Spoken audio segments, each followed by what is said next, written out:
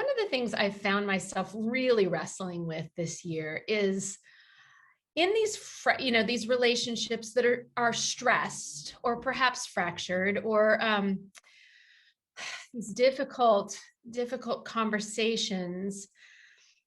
Sometimes we feel ourselves, or we hear other people say, we need to agree to disagree. We have to agree to disagree. And what I've noticed this year is that agree to disagree doesn't always work, because these are really, really serious issues we're dealing with.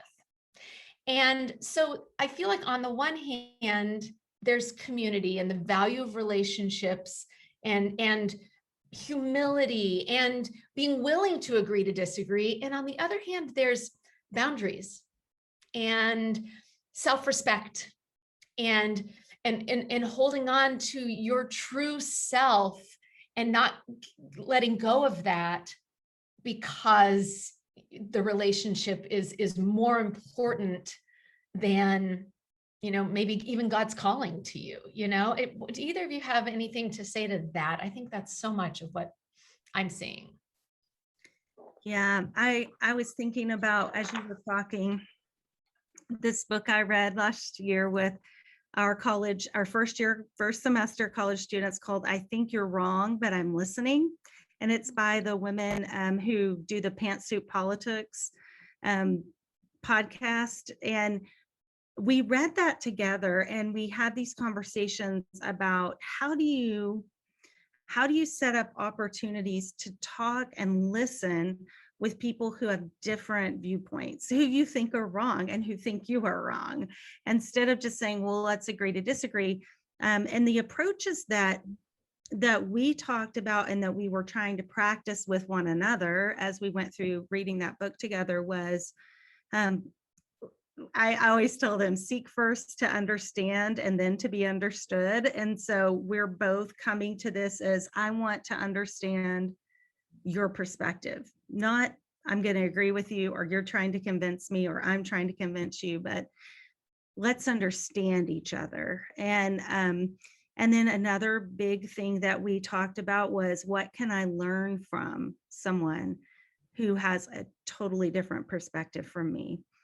And how do I approach that conversation, encouraging them to take that view and I take that view? And I think as we worked through that across the semester, one of the things we realized is, as long as you're coming with that perspective and that other person can also get to that place of, I want to understand and I want to hear you, and I want to really see what I can learn from you and what you can learn from me, then you can have a productive conversation and you don't have to agree with each other.